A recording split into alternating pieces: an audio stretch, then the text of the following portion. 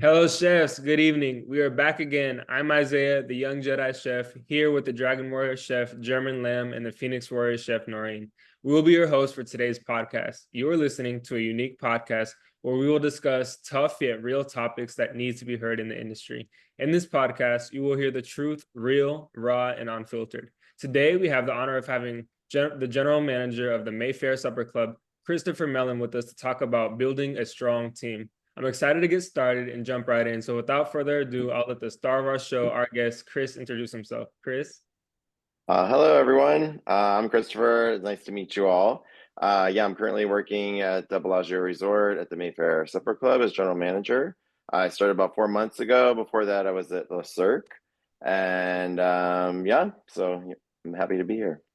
Awesome, Chris. Thank you so much. We're super excited to have you today. So Same. in any profession, one of the most crucial ways to ensure that you have a successful business is to have a strong team that stands behind you and that holds the same vision for your business as you do. So although your team is one of the most important parts to running your business, it could also be one of the most difficult things to build and maintain. I believe that especially in the hospitality industry, it all starts with who you hire. We are an industry of people that provide unforgettable and unmatchable experiences to our guests, and it is important that we attract people that have the natural ability to do so and want to do so. So this is going to lead us kind of to our first question. What should you look for when hiring employees? What qualities should they have, and in what ways should they fit your vision? You want to start us off, Chris? Yeah, sure. At the Bellagio with the union, a lot of people are in their jobs for a long time. So when a spot opens up and I have the opportunity to add someone to the team, I kind of just go back to my standards when I worked for non-union companies or concepts is hire for personality. I feel like skills can be trained. Sometimes I know some managers really want to get like an experienced bartender, an experienced server, especially in fine dining, because there's a lot of rules, especially if you're like at Le Cirque, we're Forbes 5-star rated. So when I did hire an on-call server there, and you know, for me, a lot of people were advising me get somebody with Forbes 5-star, get someone with multiple years of experience. But I've always found I can train you how to do five-star service. I can't train you to be nice. I can't train you to be warm and welcoming. So when I'm interviewing someone, I most of my interview questions start off with tell me about yourself. What gets you excited? What do you like to do for fun? I want to learn a little bit about the person because that's really what is being presented to the guest. Because at the end of the day, you're building a connection. All the mechanics of service can be taught to you. I mean, if you're relatively intelligent, you're going to learn that. If you want to be good at your job, that's the other thing. I want to understand why you want to work there too. I worked at the Cheesecake Factory for a long time, and we were constantly hiring. So hiring was just it was like a step in my day is look at applications, calling people in for interviews and then interview people where I might put them as a buster or a server depending on their level of experience. But for me, it was always, sometimes I would hire people with experience or the college student. Maybe they seemed energetic, but their just heart wasn't in it. I want to know, why do you want to be here? What are you bringing to the table? And everything else can be taught, to be honest. I think, even when I hired at Le Cirque, I had a lot of really great experienced applicants on paper. They were experienced. They, in theory, would have been a great fit for the team. But I kind of wanted to break up the environment in there too. Like at Le Cirque, all of the staff have been there since Bellagio opened 26 years ago. They're all male.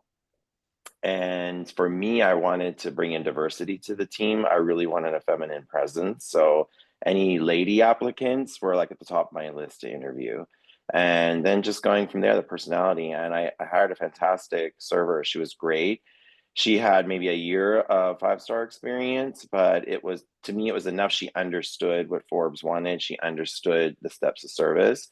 And then we just taught her how we do it at Le Cirque, and just integrating her into the team. She brought such a great energy to the room and just a different perspective to the room, which also opened up a door for her. She's now working at the Win at Pisces. So, it was great to have that experience to bring this different energy into the room. And so for me, it's personality. Who are you? What's the energy you're bringing into the room? And I feel like everything else can be taught, to be honest. Same with management. You know, when you're interviewing a manager, I'm just interviewing now for a new assistant general manager at Mayfair, and you know, some of the applicants, the company is looking for experience, so that's what they're screening through. They feel an assistant general manager has to have a lot of experience. I just interviewed a candidate. He's a new AGM at another property. Great personality. I think he would be a fantastic fit for the room, but they don't want to move forward because he's a new AGM and because Mayfair is a very complex machine moving with the entertainment and the food, and we're high volume. For me, that's a non-issue. I can teach him how Mayfair operates in a month, but I can't teach again him to be nice, warm, welcoming, bringing that, hey, I'm so happy you're here attitude. That's very rare, to be very honest with you. I think in our industry, we get a lot of people. In my experience at Bellagio, a lot of the tenured union staff are kind of over it. They've lost their spark. And then in non-union properties where you're constantly hiring people in, it's, you know, this isn't my real job. And it's that's a hard attitude to break. So when you get someone that has a lot of personality and they're driven to make some money, they kind of buy into everything else you want to do. And I think the real challenge for me at Mayfair or any union property is kind of reigniting that spark for them. Why are you here? I mean, to be honest, there's a million jobs out there. Are you going to make as much money? Probably not. But why are you here and why are you so miserable is my question. You know, you have a great job. The union has great benefits. It's pretty secure. It's really difficult for me to fire you. You have to be incredibly incompetent. So, you know, I think for me, and especially in a room like Mayfair, I think everybody's at a good age where they have experience. They're still young enough to be passionate about it, but they're almost at that threshold of old enough to not care anymore because they're over it. It is a very repetitive business. You know, we do the same thing every day. It's kind of like Groundhog Day. You come in, serve dinner, go home, come back, serve dinner, go home. So I always tell staff in pre-shows, I try to bring it up every once in a while. It is very repetitive, but we have to bring that passion, that energy, that excitement, because even though it's the same thing every day, and honestly, that's any job. I was a high school teacher for a while. You know, it's the same thing every day. You're coming in, you teach a lesson, you go home. You know, I actually did a brief stint in cosmetology. Same thing. You show up, cut some hair, go home. So, you know, I think like everything's very repetitive no matter what job you're in. Even in office work, you show, answer phone calls and emails. But I think, how do you challenge yourself to make your job interesting? You know, so for us, I think people are coming in. It's a new group of people every day. It's 600 new people every day. Half of them is probably the first time to the restaurant. So, you know, what are you have to learn that as the server. Are they new? Have they been here? These are first basic questions, and then kind of tailor the experience from there. So for me, honestly, in food service, that's why I love it so much. Is in hospitality, I'm getting new people every day. I'm meeting new people every day. Even the regulars are coming back, which is even more fun because they're coming back because they loved you so much and the experience so much they wanted to come spend their money again with you. And I think that's fantastic. So it's really not the same thing every day because it's a new birthday, it's a new celebration. I can't tell you how many guests I've gotten that they put in their notes, survived 1 year of my battle with cancer, celebrating with close friends, family. Or a year ago, it was really, really touched me because my father just passed away 2 years ago. They came in to celebrate his life on the year anniversary. And I, you know, brought them a round of champagne, and it's like, hey, you know, I understand the importance of today. And it was just a real emotional moment, but also I think they appreciated that. But for me, it's like it connected me to my own humanity too. So that's a long answer to your question. No, Chris, I couldn't have said it better. That's I love your answer, and I love what you said about, it's really like you said about personality. It's about how you make people feel, and it's about, you know, when you come into the space, are they feeling welcome? And one of the things I love about you, and why I wanted you on this podcast is because that short time that you were, you know, my manager, every day you came in and you're always like, I'm awesome, I'm feeling good. You know, you always brought that positive energy, you know, and that's really what we need. And you could be, like you said, one of the best managers in the world, but if you don't have that positive energy, if you don't have that that vibe to you, then what's the point, you know? So Yeah, yeah, 100%. You yeah. know, it's funny you said that. I sometimes people ask me when I interviewed for the job, like, what's your management style, or, you know, dumb question. I think those are dumb questions, questions like that. But for me, that's my challenge every day, is exactly that, because I feel like a lot of the staff, and again, I only know what people show me. And I think that's, you know, in general in life, we only know what people show us, right? So if I'm presenting to you, oh, oh, life's such a burden, right? If I'm a server, that translates to the guest in, you know, overt or subtle ways. And I've seen it, and it's a hard thing to manage, because you basically, what you want to say is, you need to get it together, and you need to pocket all of that and be the best actor actress you've ever been in your life, because the guests aren't going to tip you and have that negative cloud over them. But on the flip side, I can't say those things, you know.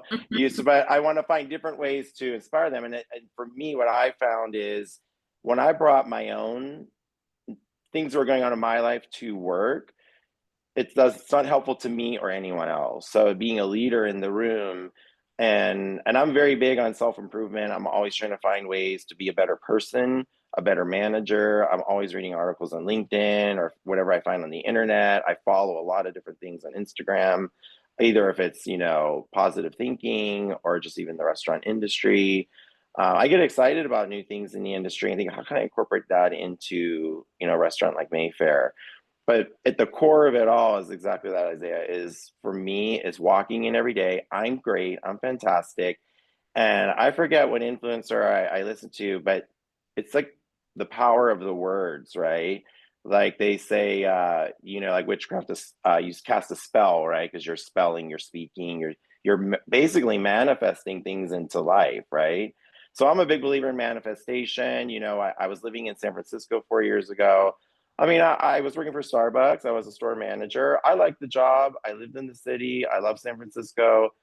Um, my father was getting ill, and it was tough because I had just gotten out of COVID. San Francisco's restrictions were very tight. If I traveled by San Francisco ordinance, you couldn't go back to work for 8 weeks. Like, you had to self isolate. They were extremely strict. And so I was always worried if I traveled home to see my parents. So for a year, I didn't travel.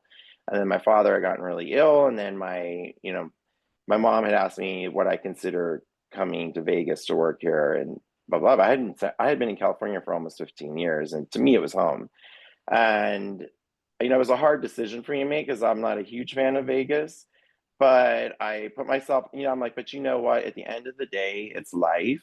This is my family, and life is short. And is it more important to what's making me happy in the moment, or what's important in the bigger scheme of things, is to spend these last moments with my father. And so I took that leap, started applying for jobs. I had an opportunity at the Bellagio, and it was actually a step backwards. Is that my first job was assistant general manager, and I wasn't super excited about that. And I wasn't excited about coming to Vegas. But when I thought about it, I really like meditated on it. And for me, it was, you know what? Everything is what you make of it. So I'm going to be the best little AGM I can be. I'm going to come to work every day, learn as much as I can about MGM, the union, the property. How can I be successful there? And 4 years later, I'm the general manager of Mayfair Supper Club, one of the busiest venue at the hotel. It's a complex organization with the entertainment, the union. There's a lot of moving parts to that room. I'm so excited to be there every day. It can be draining, but to me, I'm just reminding myself I worked really hard to become a general manager. I'm happy to be there. So there's really never a bad day. I woke up today. I tell myself that every day. The staff will laugh at me sometimes. I don't know if, Isaiah, you ever heard me say that, but people go, "How are you today?" Or "How's it going today?" I'm like, "Well, I woke up, so that's the first victory. I'm here. I can walk around, I can do things, I can communicate pretty easily. I have a home, I got my little puppy. You know, life is good. So, you know, for me, everything else is gravy. So when I come to work, if it's a challenge or something's happening or people called out, I'm like, all right, that's a new challenge. How am I going to tackle that? No matter what, we're going to open the doors. No matter what, there's 500 people coming to eat. Nothing stopping that, right? So for me, it's just, it's a great day. It's always a great day. As long as I'm here, it's a great day. That's my attitude. So some people think I'm like joking. I'm not joking. I truly, sincerely believe that. As long as I wake up and I can live my life, I am great. Everything's great. Mhm. Oh, I love it, Chris. That was amazing. Chef Lynn, Noreen, what's your take? Oh, I love that. I think like something I'd want to highlight, Chris, is that it seems like a lot of what you talked about revolved around inspiration, like internal inspiration and passion, Mm-hmm, and also priorities. So mm-hmm, having a balance between like what gets me going. And it's something, I love what you said, like, why are we here? Why do you have this job when you're interviewing and considering candidates? It's mm-hmm, something, I ask myself on difficult days when I'm at work. I'm like, okay, why am I here? And I remind myself like what drives me and what drove me here. And sometimes I look at certain coworkers or even friends, and I'm like, reminder, like why are we here? Like same thing. We're a 5-star Forbes resort. We have 5 stars across 3 of our hotels. We're working on the other 2 on our property, and that's the standard of why we're here. And so, why did you choose to be here? And remembering that. And it's not just about priorities at work, but priorities in life too, is what makes a mm-hmm, person whole and is important in considering and keeping you moving. So I just really love those points and wanted to bring that out. mm-hmm. Yeah. When I first moved to California, I moved there to do something different because I was leaving education. I didn't want to teach anymore. It wasn't inspiring to me anymore.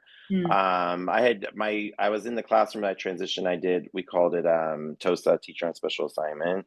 So I was directing a program, which I really enjoyed, but it was a federal grant program, and the grant ended. So for 3 years, I did that, which I loved, and I really found a lot of inspiration because I felt I was creating programs for students that would help them learn in a different way. And so it was creative. I got to work with a lot of different people, the State Board of Education, leaders in the district. So I like that. But in the program, I'm like, gosh, I really don't want to go back to the classroom. I didn't want to do that same thing. It wasn't inspiring to me anymore. So I moved to California and do something different. But the whole time I was teaching, as teachers don't make a lot of money, newsflash. So I was always serving tables. I had done it accidentally after college. I couldn't find a job. I didn't know what to do. I started working. My family was living in Orlando at the time. I'm like, well, you know what? I love going to Disney. Why don't I work at Disney? And it was my first hospitality job, and I just really fell in love with making people's day. And at Disney, it's all about creating the magic, right? I have taken that with me since that day or that time at Disney to this day, because for me, it's always, how do I create magic or create a special moment for these guests? And I was always serving tables on the side when I was doing different things. And when I moved, I was like, I was at this point where like, God, this isn't what I want to do. I had become a full-time server, and I'm like, that's not what that's not what I went to school for. That's not what I wanted to do. And it was a moment where I just sat and I just started getting into yoga and meditation, and I started reading Deepak Chopra. mm, And so, it just really took me inside myself and like, why do I do what do I do? What do I like to do? Because I do have fun at work, and I realized it's not about the money. It never became about the money anymore to me. It became about, I'm going to challenge myself to have fun at work. And when I realized the guests that were coming to my table, these were my guests, and I'm creating that experience for them. And sometimes guests bring a lot of negative energy with them, it was like a challenge. Okay, how do I flip this around, right? And for me, it was like an act or a performance. Like, all right, this is the show I'm going to put on for them, or this table needs something different from me. And for servers that I hired later, I used that as an example for them when they were struggling. Is you got to really read your guests. You've got to be able to know people. You've got to understand, what are they bringing to the table. Oftentimes their anger is because something we did wrong.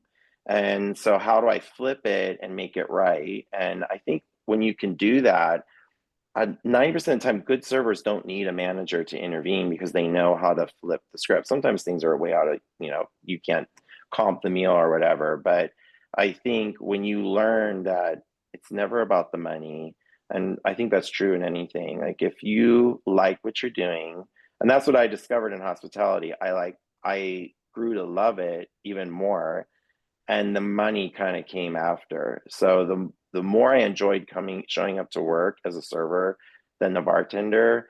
And I love bartending. And once I started bartending, I really was doing something I loved doing because you had a better connection with the guests. I was more focused on what I was doing. I was doing something that I enjoyed doing, going to a bar and having a drink. Um, I realized the money was just coming to me, and it wasn't even about that anymore. Like, how do I get better at my craft in bartending? I felt very unknowledgeable about spirits. I started learning more about spirits and mixology, and even to this day, and that's how I want to challenge the staff too. I want to bring in people to taste things. Sometimes you might have heard of something, but you've never tasted it. I had an opportunity a month ago. The company hosted Chateau Lafite, and I got to taste like $10,000 bottles of wine. I'm like, okay, now I know why people spend this much money on wine, but it was really, really good. So I'm like, but that was a great opportunity too. So I think overall, it's never about the money. It's what are you bringing? How are you being your best self and connecting with people and taking them on that journey with you? And so I think it's really about inspiring yourself, and then in the end, you end up inspiring others, I think. Yeah, I Yes. love that, Chris. Chef Lam, what's your take? Well, think about hospitality, and Chris, you mentioned 5-star. Well, I came from the original Ritz-Carlton Boston Hotel, and that doesn't exist anymore. So Oh, it's wow. like it's not even in history book. So what I learned is etiquette, right? There's business etiquette. Most people don't understand business etiquette, and there's a reason why your client-based list is not like a laundry list, right? But then there's hospitality etiquette, and that means the beautiful thing about being a manager and when an executive chef is you create your philosophy and style. I worked in a union property. I understand the union culture, and I always hear, well, I'm like, maybe that's how you approach it, but I approach it in a different way, right? And different way is how do you impact that individual right now? That second you look at them, they are like attention. They're like, yes. And it's really about them, because right now people, they need a wake-up call. And the question is, are you worthy to wake them up to say, and they come into work and they're not going to bring any baggage. They're going to come in, they're going to be clean. And now when they connect with the guests, they're going to have their own authentic hospitality. And that's what hospitality is about. It's for them to connect with the guests. I'm showing you, this is ladies and gentlemen, serving ladies and gentlemen. Now, I know you can make it better. And once they do that, it's a party every day. Yeah, absolutely. Absolutely. It's funny. I went to dinner. My cousin was in town. She lives in Florida. I haven't seen her in a while. I only had met one of her daughters, so the other daughter came. So it was kind of like a little reunion or first meet. And she's in town to celebrate her 60th. And I had made reservations at Carbone at Aria. And I had been there before. I had an amazing experience. The server was fantastic. And it was a special celebration for me. It was a Valentine's dinner, and we had a great time. And I'm like, oh, we have to go to Carbone for your birthday dinner. Your family's going to love it. I was excited. Food was great, but to me, the food's always a piece of it. But if you have okay food but great service, it's gonna still be a great experience. Bad food, bad service, a total miss. But if you have great service, I think it sometimes can overshadow the misses in food. Something wasn't made right, because I think if you recover in it, you have that connection with the guests, everything's good. Last night, again, it was that no connection with our table, no acknowledgement of the birthday. I know I made the reservation myself. I put all the notes in. I know it was there. I know how we do things. I had an expectation, and it reminded me when I walked out the door, they were like, oh, it was good. I could tell they weren't as impressed, but I agreed in my head, and I think the miss was, not personalizing it, not making it a fun experience to celebrate this milestone birthday. And it reminded me that I've got to be on top of that too. And it has to be a daily thing, because even though we see 500 guests a day, there's birthdays, there's milestone events. Whenever I'm at the front, I greet these people. Oh, and you can tell they're excited. It's my 50th. It's my whatever. They want you to be part of that. And if you're not excited about it, it diminishes the whole experience. So yeah, I agree with you 100%. You have to bring that, be fresh, be ready, be welcoming, or it's a total miss. No, I love that. And like you said, it's so disappointing when you go to a restaurant and they don't even tell you their name. They don't, they don't want to know why you're there. They don't want to know any of that stuff. It's just kind of black and white. What do you want to drink? What do you eat? Mm-hmm. That's not why you come out to eat to a restaurant, If that, you could go to Yeah. McDonald's. It's Exactly. exactly. You go to these restaurants because you want an experience that you can't get anywhere else. And if we're not providing that, we're not doing our job. So that's exactly super, super important. So thank you so much for that, Chris. We have about 10 minutes left. So kind of in these last 10 minutes, I think, like you said, it's important to have that team. And once you have that strong team and you have those people that, have that personality and have, want to be there every day, it's important to, kind of recognize that and provide opportunities for them to kind of grow and learn and kind of want to be loyal to you and to the restaurant. So like, in what ways do you provide that opportunity for your employees, like to kind of learn and grow and kind of recognize them? That's a good question. I think, for me, I always, if somebody gets recognized by the guests, whether it's on Yelp or the reservation system, 7 rooms we use, the feedback the guests give, I always want to acknowledge it as soon as I read it to that person. And, in the pre-shift, I want the pre-shifts to be less about, we're doing 500 covers tonight, it's a busy night, and this person called out. Like, who cares? What I want them to know is, hey, we've got a lot of VIPs tonight. Be on your A game. We've got a lot of birthdays and anniversaries. Make sure you're reading your chit. So if that's you, you acknowledge it for the guests, so we make it special. And then, hey, by the way, we had great feedback on, because Chef's always with me at the pre-shifts at Mayfair. We had great feedback on this dish last night. Great job. Maybe we saw more of that because these guests enjoyed it. Bob, Sally, you got shout outs. Thank you so much for taking care of that team. Especially if the guests give a lot of detail, I'll acknowledge that too, or read it to the team so they can, one, it's a recognition of somebody who did a job well done, but also an inspiration. I get inspired by quotes. I do a quote at the beginning of my pre-shifts every day. The quotes are usually about, positivity. I mean, I live for Oprah, so I always give an Oprah quote. Anything. I'm reading a lot about stoicism right now, just things to inspire you to, how do I live a better life? How do I be better today? So that's how I always want to start the pre-shift, to get people thinking. We're not talking about food. We're not talking about the covers. We're not talking about the broken window. We're talking about life. And then birthdays and anniversaries are very important to me because, it doesn't matter how old you are, you still want somebody to say happy birthday. And I think it's even better somebody acknowledges it, because it's nice when people recognize it. And I've worked in many places that nobody knew or cared, and that's fine. I just had this conversation the other day with somebody. We were talking about corporations. Corporations don't care, right? If I left tomorrow, I'd be replaced, or if I got hit by a car, they're going to replace me tomorrow. I understand all that. But at the end of the day, we're still human beings working for this corporation. And it's important to me that we acknowledge these important milestones or the connection we have to each other. Recently, one of our chefs passed away suddenly at another venue in the building. I was shocked nobody talked about it. I mean, it's life. It happens. It's very sad and unfortunate. And a lot of the staff knew him. We talked about it. I made a pre-shift where we talked about it, because to honor him, he was a great person, such a sweet man, very sad. We talked about it, acknowledged it, and, made it part of the pre-shift that day, because that was important to me. I'm not going to let someone passing not be talked about and acknowledged in the room. We're all people. I know one of the servers had worked with him for a long time. She was very upset.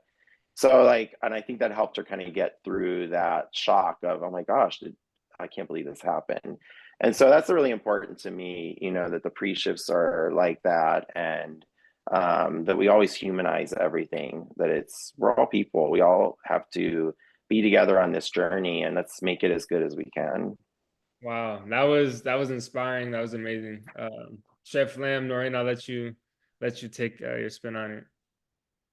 Yeah, I mean, I think you touched on something that's really important that maybe in a lot of corporate worlds we don't acknowledge it, and that's the humanity, right? And especially in hospitality, we spend so much time giving empathy, giving patience, giving kindness in our service, but we don't give that to each other all the time, or even if we do, maybe it's not highlighted or emphasized. And it's really important, yes, to leave your crap at the door, you know, don't bring it into work with you, but we can still lean on each other as friends, as coworkers, especially in fields like Yes. hospitality, like healthcare, like teaching.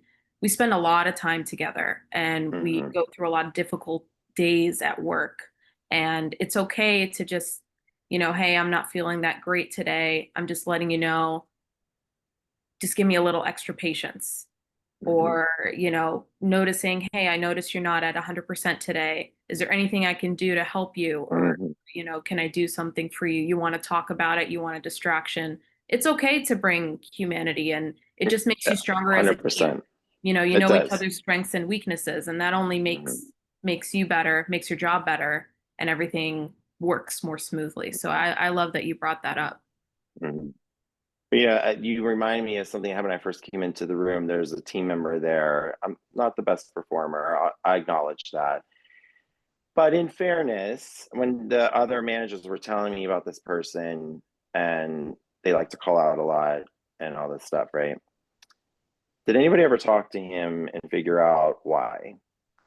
Yeah, he's not showing up. He's calling out. I have to leave. I'm taking the point and going home. Oh, we need to document. We need to get rid of him. Okay, but did we ever find, like, I guess that was the first question I had is, well, why does he do that? Like, do we Right. know? Does he have is something going on in his life? Just having that initial conversation, like, you don't have to tell me, but I want you to know, you can talk to me. I'm a good listener. And if I understand it better, maybe there are things that you don't know, I can support you. There's another team member that people think he's an alcoholic. I agree, it probably is. And I've had alcoholics in my family. They're functional. They're three sheets to the wind, but you kind of don't know because they're still doing their thing, right? And so I think we have to give people grace too. You know, there are companies do offer resources to these people. Do they know that? And are you as a leader showing them that? Then once you've given them all of those tools, it's your choice then. But if we're just on this mission to fire people, or well, you have to leave that at the door. Sure, but we're still again, we're still human beings. And I love that you said that, because that's how I run those shifts. And if somebody comes in, I can tell you're not in to say, first, you're not gonna be very good for the guest. And I'd rather know what's going on with you. Oh wow, boyfriend just broke up with you. You can't handle it. I got it. You know what? Don't worry about this. We're still gonna be here. Go home. If that's what you want to do, go home. You know, go out with your friends, whatever you want to do to get back to that place where you're good. It's okay. Like we'll get through it. You know, Bellagio's been here 26 years. We're fine. You know, so I think, and sometimes we're surprised when I say that, like staff, but it's so important, I think, as a manager to acknowledge sometimes you can't leave it at the door. That suitcase is just too big and it can't get through the door. And so it's okay. You know, it's okay. We all have those days. And I really hate when managers are so rigid about it. I want to, someone I work with as a leader oftentimes will be very, no, you need to do this. You need to get rid of that person. And I'm not doing that. That's not my first reaction. I'm going to lead with kindness always. I'm not going to change who I am because that's how the leadership wants me to be. Sorry. Like, and if it gets to that point, then I'll go work somewhere else. Like, Exactly. I will never change what I think is the right thing to do. Yeah, I love your philosophy, Chris. You definitely have been an inspiration. We have less than a minute left. I wish we could talk all day. But I really, like I said, like everything that you were talking about, it really just inspires because you don't, there's really not many people at all that have your vision, that, you know, lead the way that you lead, and lead with kindness first, and lead with, love first. So I really enjoyed listening to you today. It was amazing. And Well, thank you.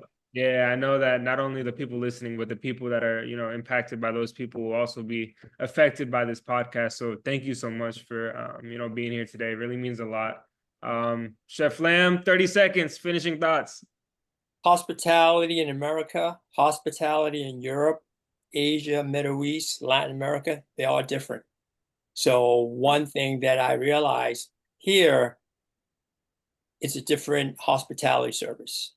In Europe, you go to Switzerland, it's understood. You know what I mean? So to create that team, you got to educate them,